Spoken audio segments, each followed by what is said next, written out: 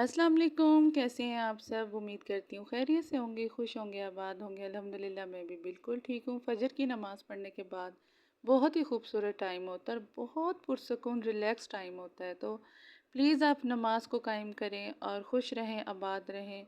आज की वीडियो बहुत ही ज़बरदस्त होने जा रही है, तो फुल वॉच कीजिएगा।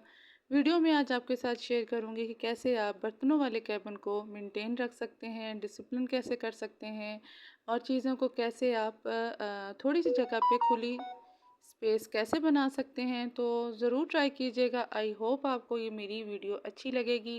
बर्तनों के कैबिनेट को ऑर्गेनाइज़ करने के साथ साथ अपनी सस्ती सी शॉपिंग के साथ ऑर्गेनाइज़र कैसे मैंने लिए और कैसे मैनेज किया, थोड़ी सी जगह को खुला करने के तरीके भी बताऊंगी।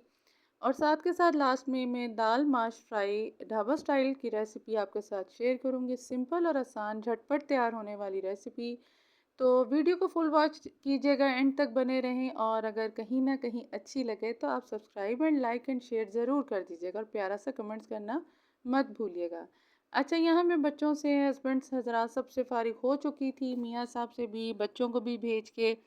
तो आज पता नहीं बहुत अरसे के बाद बच्चे क्योंकि पराठा लेते हैं, मेरे हस्बैंड भी, तो आज मेरा भी दिल करा कि मैं अपने लिए भी थोड़ा सा अपने आप को अप स्पेशल पर फील कराऊं। आज प्रॉपर मैंने अपना नाश्ता तैयार किया और मैंने पराठा लिया काफ़ी दिनों के बाद। दही मैं नहीं लेती, बस थोड़ा थोड़ा ही टच करती हूँ। सबसे पहले यहाँ तो मैं आपको सबसे बेस्ट टिप ये दूंगी कि मेरी बहनों, सबसे पहले आप अपना ख्याल रखो। आपने घर देखना है, बच्चे देखने हैं, अपनी सेहत को मुतासिर नहीं करें। आप जो एक भरपूर ब्रेकफास्ट लिया करें ताकि फिर सारा दिन आपका बहुत आराम से और बहुत एक्टिव गुजरता है।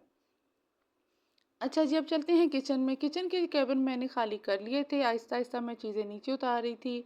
अच्छा, किचन की बेतरतीबी हमसे किस तरह होती है? वो इस तरह होती है, दो तीन रीज़न होते हैं। एक तो जो हमारी हेल्पर्स हों, अगर वो रख रही हैं बर्तन, तो ख़ैर बर्तन कैबिनेट में मैं खुद ही लगाती हूँ। तो वो कहीं कोई चीज़ कहीं रख रही हैं, उन्हें नहीं इतना पता लग रहा, या बच्चे जब यूज़ कर रहे हैं तो कोई चीज़ कहीं उठा के रख रहे हैं, कोई ऐसे मसला हो रहा है, तो अक्सर चीज़ें ना आगे पीछे हो जाती हैं। तो मुझे एक दिन पहले बहुत अजीब लगा, मुझे पता नहीं क्या चीज़ चाहिए थी, मुझे जल्दी से मिली नहीं। तो मैंने पक्का सोच लिया था कि सुबह अपने दिन को प्रोडक्टिव डे बनाना है और कुछ ख़ास और कुछ स्पेशल भी करना है, और साथ अपनी बहनों के साथ इस सब मसलों को शेयर भी ज़रूर करूँगी। अपने डे को प्रोडक्टिव बनाएं, प्लान करके रखें, प्लानिंग के साथ चलें, और छोटी छोटी जो टिप्स मैं साथ बताऊँगी, आप प्लीज़ इसे ध्यान से सुनते जाइएगा। एक दिन पहले सोचे हुए काम आपको दिन के आगाज़ में आपको बहुत फ़ायदा मंद रहते हैं। साथ साथ अच्छा, मैं आपको टिप ये भी देती जाऊँ कि आप अपने जो एक्स्ट्रा बर्तन होते हैं, जैसे थोड़े से टूट जाते हैं, जैसे कोई चाय की छानी है, जो भी आप उसको कहते हैं, स्ट्रेनर कह लें, या जो भी टूटे हुए कोई कप हैं, प्लेट्स हैं, तो आप उनको बर्तनों में मत रखें, क्योंकि इस तरह रश लगता जाता है बर्तनों में, पता नहीं चलता कोई चीज़ कहाँ है और कहाँ नहीं। उनको भी आप थोड़ा सा साथ साथ वेस्ट करते जाया करें, जो टूट गई हुई हैं चीज़ें, ठीक है। तो उसके साथ ये मैं आपको अगली टिप ये दूंगी कि जैसे कि आप अपने किचन को डेली बेसिस पे अगर आप थोड़ी सी नज़र मार लिया करें, ख़ास तौर पे डीप वाली जगह पे बर्तन कैसे पड़े हुए हैं, साथ के साथ थोड़ा थोड़ा ऑर्गेनाइज करते रहे, सेट करते रहे, तरीके से रखा, बच्चों को भी बता दिया कि ये चीज़ यहाँ है, वक्त पे सही जगह पे चीज़ रखी हुई हमें बासानी मिल जाती है। अब ये देखें, ये सारे स्पून मैंने दोबारा से वॉश करे और इनको तरतीब करके रखा। एक्स्ट्रा बर्तन अलग करे, और जो थोड़े टूट चुके थे वो भी बीच में ही थे, उनको मैंने वेस्ट किया और स्पून्स को मैंने इकट्ठा कर लिया। ये मेरी छोटी छोटी टिप्स हैं, ज़रूर आप इनको फॉलो कीजिएगा। अच्छा जी, अब मैं आपको दिखा रही हूँ कि मैंने अपनी सस्ती सी और बहुत ज़बरदस्त शॉपिंग जो अपने किचन के लिए की, अपने बर्तनों के लिए की। यहाँ मैंने दो ऑर्गेनाइज़र छोटे छोटे लिए थे, ये बहुत ज़बरदस्त और मेरे लिए बहुत अच्छे रहे।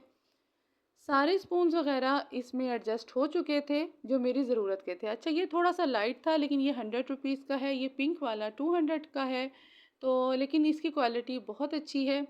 और इसके तीन पार्ट हैं, मतलब तीन हिस्से हैं, आप अलग अलग चीज़ों को डाल सकती हैं। ये चीज़ मुझे सबसे अच्छी लगी।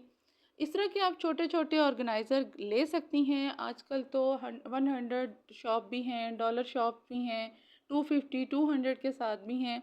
तो आप, ज़रूरी नहीं है कि आप ऊंचे बड़े मार्केट्स में जाएं और लें।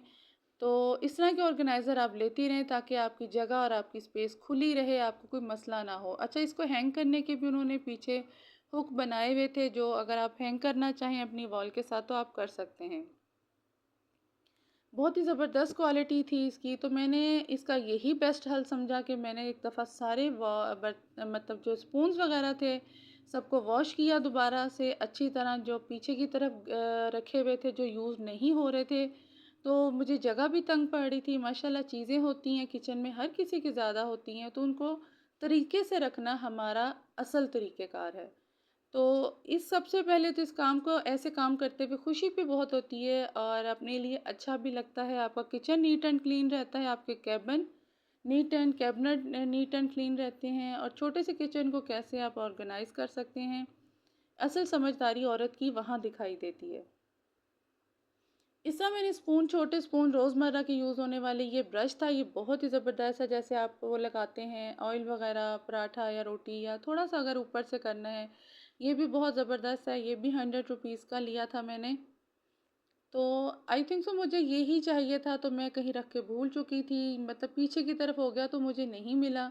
और ये बेकिंग के जो स्पून होते हैं मेजर करने वाले, और कबाब बनाने वाला सांचा, ये कबाब बनाने वाला सांचा मैंने अभी नहीं लिया, ये मेरा पहले का ही है, लेकिन इससे बहुत अच्छे इक्वल एक ही शेप में बनते हैं। ये नगेट्स की शेप देने के लिए, यानी छोटी छोटी चीज़ें जो फौरी मुझे अभी नहीं चाहिए होंगी, वो मैं इनको एक्स्ट्रा से अलग शॉपर में डाल के ड्रॉ में रख दूँगी। और इस तरह मेरी जो कैबिनेट की जगह है वो खुली हो जाएगी, और वहाँ और भी बहुत सी चीज़ें मैं रख सकूँगी। बआसानी आपको मैं आगे दिखाऊँगी। तो वीडियो को फुल वॉच कीजिएगा, बहुत ज़बरदस्त आगे मैं आपको रेसिपी भी दूँगी।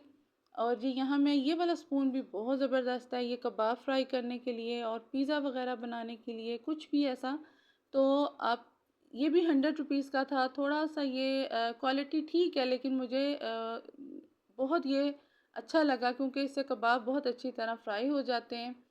100 रुपीज़ में ज़रूरी नहीं है आप बड़ी शॉप्स पे जाएँ, बड़े दुकानों पे जाएँ, आप इस तरह के ऑर्गेनाइज़र से भी अपने किचन को नीट एंड क्लीन और परफेक्ट बना सकती हैं।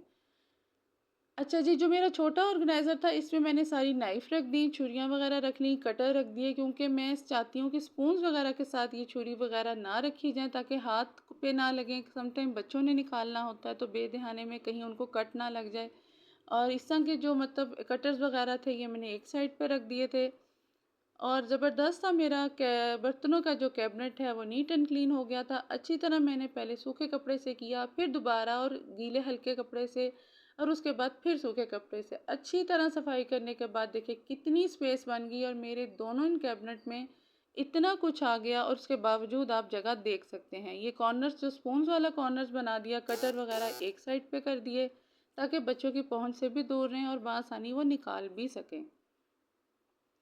आई होप आपको मेरी आइडियाज़, टिप्स एंड ट्रिक्स अच्छी लग रही होंगी, तो ज़रूर वीडियो को फुल वॉच कीजिएगा, लाइक एंड सब्सक्राइब करते जाइएगा। अच्छा जी, अब चलते हैं माश फ्राई दाल ढाबा स्टाइल तरीके से। यहाँ मैंने 1 घंटा पहले 1 पाव दाल भिगो दी थी, और इसको फिर हमने बॉईल कर लेना है सिंपल, और इसको अच्छी तरह गला लेना है। तकरीबन 90% तो ये गल जाए तो ज़्यादा बेहतर है, क्योंकि थोड़ी टेक्निक वाली दाल होती है, इसको हैंडल करना बहुत मुश्किल होता है। अगर सही ना गले तो ये फिर दोबारा गलती भी नहीं, हार्ड हो जाती है। अच्छा, जब बॉईल करते हैं ऊपर इसका इस तरह झाग आएगा, तो झाग को अच्छी तरह आप छान के किसी स्पून से, किसी कप की मदद से बिल्कुल वेस्ट कर दें, इसको बॉईल होने दें। और इसका अब हम मसाला तैयार करते हैं। तकरीबन हाफ कप से ज़्यादा यहाँ मैंने ऑयल लिया है, ऑयल इसमें ज़्यादा डलेगा, और एक दरमियाना प्याज बारीक चॉप करके वो डाल दें। सिंपल और आसान है, लेकिन है बिल्कुल ऑथेंटिक ढाबा स्टाइल की। अगर आपने कभी बाहर से माश की दाल खाई हो, तो उनकी बहुत खुशबू आ रही होती है, और बिल्कुल खड़ी खड़ी होती है, लेकिन खाने में वो कच्ची भी नहीं लग रही होती, तो बिल्कुल ये वैसी ही बनेगी। अब यहाँ एक टमाटर मैंने लिया है, टमाटर बड़ा था तो एक ही बहुत है, क्योंकि हमारी दाल थोड़ी थी। इसको भी आप चॉप करके डाल दें। अब इसके साथ थोड़े से मसाले भी डालेंगे। अदरक लहसुन का पेस्ट 1 टेबल स्पून के बराबर डाल दें, और इसको साथ साथ आप भूनती भी जाएं। सिंपल और आसान तरीका है। मेरी रेसिपी को ज़रूर ट्राई कीजिएगा, और मुझे ज़रूर बताइएगा। अपना प्यार, अपनी मोहब्बत मुझे दिखाते जाएं। अच्छा, यहाँ जी मसाले डालेंगे। पिसी लाल मिर्च 1 टीस्पून, नमक 1 टीस्पून, हल्दी 1 टीस्पून, हल्दी थोड़ी ज़्यादा ही जाती है इस दाल में, और सूखा धनिया पिसा हुआ 1 टीस्पून। नमक और मिर्च, पिसी हुई लाल मिर्च अपने टेस्ट के मुताबिक एडजस्ट आप कर सकते हैं, नमक को भी और मिर्चों को भी, स्पाइसेस को अपने हिसाब से रखें। अच्छा जी, आपको बताऊँ ये चीज़ें इतना फुल डे मेरा मज़े का गुज़रा था, मैं इतनी खुश थी कि मैंने कोई काम एक बड़ा आसानी मेरी मर्ज़ी के मुताबिक जब आपके काम होते हैं ना तो आप बहुत पुरसकून होती रहती हैं। और जब आपका कोई काम आपको नज़र आ रहा है और वो जब तक होता नहीं ना तो हमें टेंशन ही रहती है। तो आज जो मैंने सोचा था अल्हम्दुलिल्लाह मैंने अचीव कर लिया था। तो यहाँ बस थोड़ा-सा मैंने पानी डाल दिया और दाल मेरी गल चुकी थी अच्छी तरह। अब इसको हमने यहाँ मैंने आपको बताना है कि खुशबू किस चीज़ से आती है। एक दालचीनी का टुकड़ा और एक बादियान का फूल, ये आपने ऐड करके अच्छी तरह भूनना है। आप यकीन माने इतनी ज़बरदस्त, इतनी मज़ेदार खुशबू आएगी कि खुशबू से ही पता चलेगा कि खाना कितना मज़े का होगा। तो ये टिप है, ये ज़रूर ट्राई कीजिएगा दाल माश की। अब दाल माश में जो थोड़ा-सा पानी था उसके साथ ही मैंने मसाले में जो हमने ग्रेवी बनाई थी इसकी, उसमें ऐड कर दिया, थोड़ा-सा भून लेना है अच्छी तरह।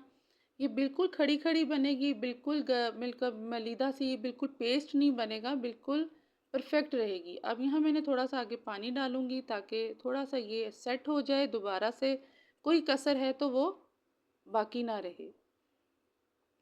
पानी डाल के मैंने थोड़ा-सा भून लिया था। अब इसके बाद हरा धनिया, पुदीना और हरी मिर्चें, ज़्यादा क्वांटिटी में जितना आपको अच्छा लगे, क्योंकि ज़्यादा धनिया के साथ पुदीना ज़रूर ऐड कीजिएगा।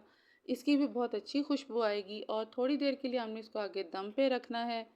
पुदीने से आपको बिल्कुल बाज़ार वाला टेस्ट आएगा और इसको अच्छी ज़्यादा क्वांटिटी में डालिएगा। मैं स्पून वगैरह यहाँ नहीं बताऊँगी। अब इसके ऊपर मैंने पिसा हुआ गरम मसाला ऐड कर दिया और इसको इसी तरह कवर कर दिया सिर्फ 10 मिनट के लिए और ज़बरदस्त हमारी माश दाल फ्राई ढाबा स्टाइल की तैयार हो जाएगी।